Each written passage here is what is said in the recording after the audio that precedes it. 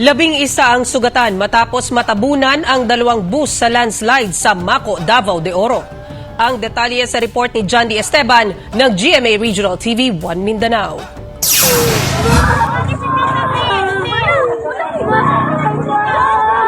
Hindi magkamayaw ang mga residente sa Zone 1 Barangay Marasa, Maco, Davao de Oro nang biglang gumuho ang lupa bandang alas 7 kagabi. Ayon kay MDRRMO Incident Management Team Information Officer Giselle Maytan sa interview ng GMA Regional TV 1 Mindanao, 3 bus na sakay ang mga tauhan ng isang mining company ang dumaan sa lugar at pauwi na sana nang biglang gumuho ang lupa. 2 bus ang naabutan ng pagguho ng lupa ayon sa Incident Management Team ng MDRRMO Maco. Ang lalaking ito ay nakaiwas sa landslide pero sugatan siya matapos tamaan ng bato sa ulo. Maswerte ring nakaligtas ang mga lalaking ito na puno ng putik ang katawan. Abi na magwa na gid part sa sulod sa basbag. Agad na nagtulungan ang mga residente at responders sa pag-rescue sa mga biktima gamit ang pala. Ang ibang biktima naman ay maswerteng paalang ang natabunan.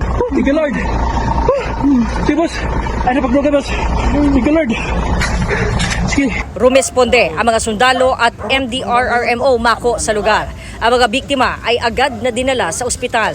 Sa ngayon, nasa 11 ang sugatan, habang isa naman ang critically injured ayon sa MDRRMO Maco.